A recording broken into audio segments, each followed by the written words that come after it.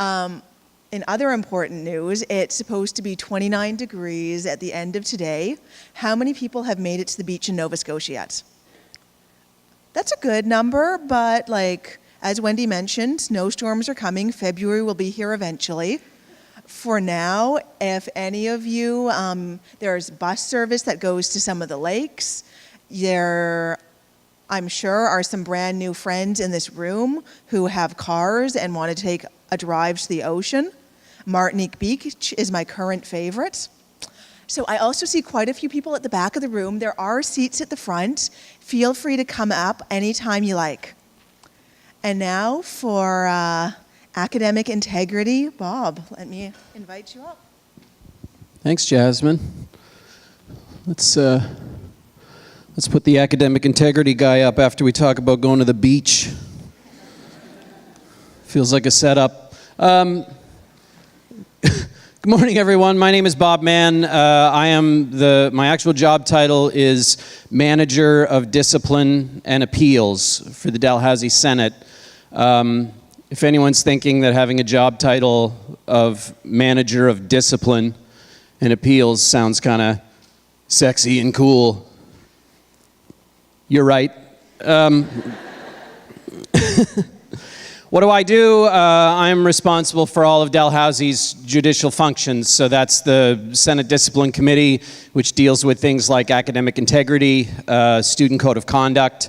I deal with student appeals for academic issues, discipline issues. I deal with issues of professional unsuitability in the professional programs, which are always terrible and awful. And also tenure reconsiderations and promotion appeals for faculty. I really enjoy coming and giving this presentation. It's one of the only times of the year that the students in the room aren't really angry at me. So this is really nice. Thank you for having me. I don't have enough time with you this morning to talk to you about Dalhousie's academic integrity policies. One of the things, or about what the expectations for you are, one of the things about this room is that you're all from different disciplines. It's going to be your responsibility to talk to your supervisors or in each course that you take or in your program to discover what the expectations are. They're all very different. So you're going to need to learn some of that on your own. You're going to need to learn it as you go. And some of you may have come, everyone in here, you may be wondering why someone's talking to you about academic integrity at all. Most of you in the room, if not all of you, already have undergraduate degrees. I hate to tell you that every year at Dalhousie, we have graduate students who are brought before our academic integrity officers or the Senate Discipline Committee with allegations of plagiarism, allegations of working on things together when they're supposed to be worked on alone. We've had cases of things like falsifying data and other things, and not always people who are trying to gain unearned advantages. Sometimes it's just ordinary people who run into trouble. They realize that they're not as prepared as they thought they were, and they make some mistakes. What I can tell you about this morning is hopefully a lot more fun, and that's some of the amazing things that can happen if you are found guilty of an academic offense. Years ago, here at Dalhousie, we had a student graduate with a Master's of Law degree. Does anyone know what you need to get into a Master's of Law program? Anyone want to take a guess? What you got to have first? A law degree. That's what you have to have first. A number of years after this individual graduated with their Master's of Law degree, someone came forward to Dalhousie and said, I came across this person's name in the world, saw the letters after their name, and I hate to tell you this, but I've really good reason to believe that they never actually got a law degree. Obviously, there was an investigation. Obviously, there was a process. There were a number of things that happened. It was discovered, and it was determined to have been proven that this individual, before they even came to Dalhousie, had completely falsified their law degree. Anyone ever see the movie Catch Me If You Can? You know that movie? Leonardo DiCaprio and Tom Hanks. Yeah, Frank Abagnale Jr., right? He was a doctor. He was a pilot. He was a lawyer. He made checks for himself. It was kind of like that. Like this was, you know, obviously we had a lot of things to figure out after this happened. But what do you think Dalhousie did? Now, remember, keep in mind, this is someone who, for all intents and purposes, as far as we knew, successfully completed a Master's of Law degree while they were here. Pretty crazy. What do you think Dalhousie did? Any guesses? Raise your hand if you have a guess. Go ahead, guess. Take away the degree, right? That was the answer. Take away a degree. Technically, that's right, but it's actually a two-part thing. What does that mean? Take away the degree. What do we do when we take away your degree? Did you know that we could do that? Did you know that we give you a degree, we can take it away? What does it mean to take away a degree after it's been given? Any guesses? What does it mean? Go ahead. You're spoiling the answer. You're spoiling the answer. The first thing we do is we rescind it. That's what happens. So when you graduate, right, and all of you are going to graduate, right? You sure? You'll never guess what someone said to us at orientation today. When you graduate, a list of names goes to the Senate, and everyone just kind of looks at those list of names and goes, it looks good. Approved, right? When a degree gets rescinded, typically, it doesn't happen often, but it's fun though. When a degree gets rescinded, typically it's just one name, right? It's one name, and Senate has a vote to rescind it. And then that's the first thing we do. And then what's the second thing we do? Well, here's the thing. What are you here to get? What are you paying all this money to get? Who said piece of paper? Put up your hand. You win a prize. Jasmine, give her a prize. No, not now. I'm in the middle of my thing. Piece of paper, that's what you're paying all this money for. It's not even a high quality piece of paper. Did you know that? It's not. It's like the paper from the Da Vinci Code. Like if you get it a little bit wet, it disintegrates. It's true. You can get higher quality paper in a big stack down at Staples. Like it's, right? That's what you're paying the money for. But yeah. So it's what we did with this guy. We rescinded his degree, and then we sent him a letter. And we said, hey, bud. It was more formal than that. But the letter said, you have something that belongs to us. Don't send it in.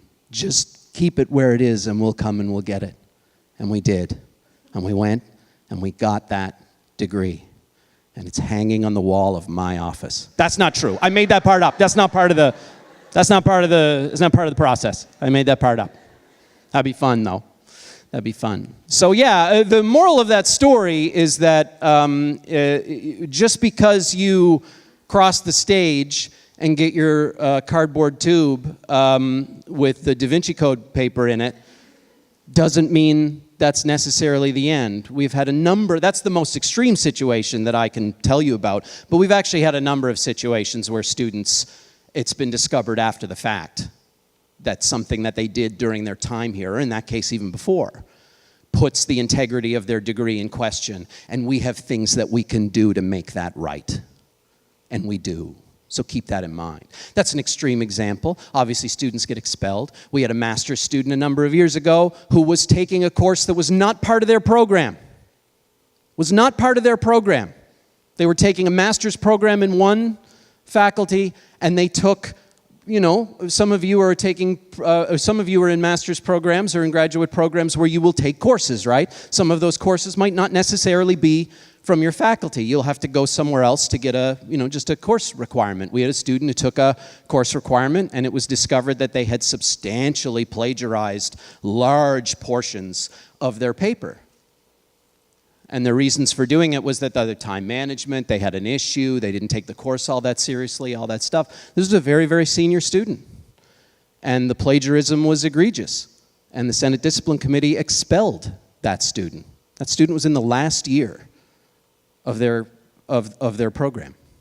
Expulsion. They considered it to be that serious. And then obviously we've had a number of suspensions. But if you're a graduate student, these kinds of things can be very, very disruptive. Okay? We have policies, we have procedures, we have things like that. You can find all of those things in the calendar. The best piece of advice that I can give you, if you ever receive an email from the academic integrity officer, if you're in a course and there's some suspicion that maybe you've done something below board, the best advice that I can give you is answer that email. Engage with it. We have student advocates at the student union. We have a number of people who will help you through the process. And most cases result in students being, you might have a penalty, you might get a bit of a timeout or something like that, but if you're still learning the ropes of how to do citations, of how to attribute, of how to do things like that, we have ways of helping people find their way without being unduly or harshly penalized as they go. But I will tell you this before I let you go. I have a minute? Am I good? Yeah. I will tell you this before I go. One of the really, really interesting parts of my job, and this goes back to my first story a little bit, one of the really interesting parts of my job is that I'm the person who is contacted by former students, sometimes years after they've been students at Dalhousie. I had one not that long ago. The person had not been a student here in 13 years. I'll have students reach out to me and say, hey, I am applying for membership in some sort of professional designation. I'm applying to the Bar Association of the UK or in Alberta, or I'm applying to be a member of, I'm applying to be a chartered accountant. I've done all my education, I've done my graduate work, I've done all that, and now it's time for me to become a professional, and they've asked me a question on my application form. And the question is, and this is pretty much the question on all of these forms, the question is, have you ever been found guilty of an offense? Not a criminal offense, just an offense. They draft these things very broadly to cover as much ground as they possibly can. And so a student who is found guilty of an academic offense in their undergraduate career or in their graduate career sits there and they go, well, I've got basically two choices. What are the choices? What are the choices? Pretty straightforward. What are the choices? Who is that? Who said that? What was that? Did someone say lie? Who said that? Yeah, so what, you could, right? I mean, you could say, it's 13 years ago or something. I could just say no, right? I could just say no. What happens if you say no? What's that? 2 offenses, right? Well, here's the funny thing about that. You say no, and maybe nothing happens. But if you say no, and then it's discovered, then what immediately becomes the issue? Why your integrity? Because if you lie in that circumstance, there's possibly even bigger issues, and you could even lose your new destination in that new country or wherever. Yeah, so the answer is that if you lie about that on your application, who knows what else you've lied about? I might even go a step further and say, once you lie on an application for a professional designation, it kind of doesn't matter what you lied about. The thing that you were giving false information about becomes sort of neither here nor there. Doesn't matter how serious it was, right? So that's a risk you take. What happens if you say yes? What if you say yes? Way up in the back. You might not. It depends on what it is, right? I always commend the people who reach out to me and say, hey, I've decided to... People reach out to me because they've decided to say yes. And they need me to send them all of their stuff. They need me to send them all of the documents and the paperwork, the decision, all that sort of business so that they can disclose. And then they will have to answer questions about it. I always commend people for that. That's an uncomfortable situation, but I always think that's the right thing to do. Most things are not serious enough to prevent someone from gaining admission. Most stuff we deal with is pretty small potatoes. But it's hard to answer yes. The point of that story is that I deal with students all the time who are still years later dealing with the consequences of what at the time was just a poor decision or a lapse in judgment or maybe not having enough information to make the right decision, right? No matter how minimal it is, it might be something that someone asks about later on down the road. Does that make sense? So just, keep your head up. Pay attention to what you're doing. Pay attention to what your classmates are doing. Protect your work. Study with people, but work alone. Make sure you know exam procedures. Protect your data. All those sort of different things. I think everyone understands these things, but just be very, very diligent about it. That would be my only advice. I think that's all that I have, unless there are any questions. If you see, unlike Marty, if you see me on the sidewalk, feel free not to make eye contact. I'm generally comfortable with that, and I'm fine if none of us ever meet each other ever again. That would be good for you if you never had to deal with me ever again. That would be great. If there are no questions, I'll leave it at that. Thank you very much, everyone. Best of luck. I'm sure you'll be wonderful. Thank you. Okay, who was the person who won a prize?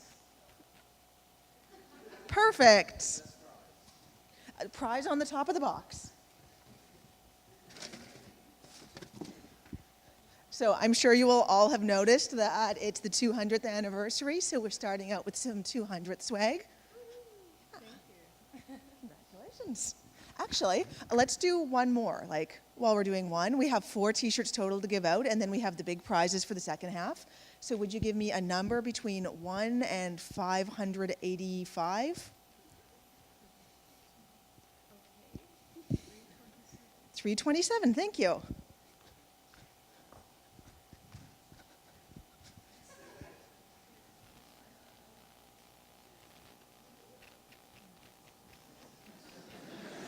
I do have something more high-tech for the second half. I even have a person coming in to do it. But for now, okay, Scott Chandler, are you here? Scott, wonderful.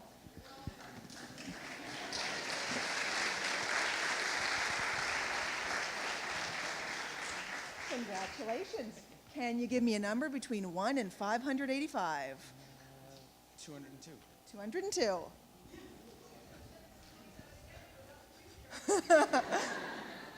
Oh, wait, no. It is 1 door prize per person, now that someone has cleverly said that. There, dealt with. Okay, but doing that, I forgot what number you said. I'm sorry, would you say it was it 202? Beautiful.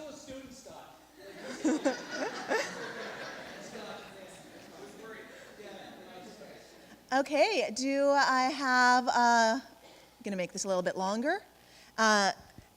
Kishan Singh Vadher, and my apologies if I mispronounced your name. Wonderful.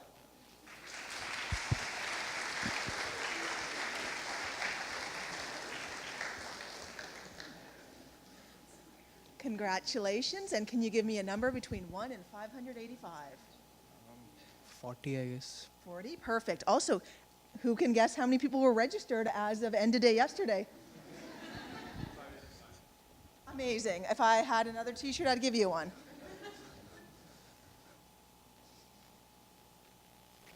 Okay, and number 40 is,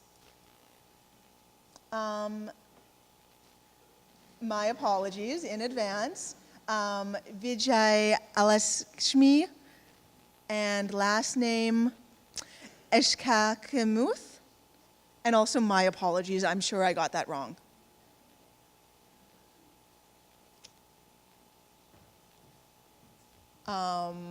I'm going to spell out the first name because I might have just done a terrible job pronouncing it.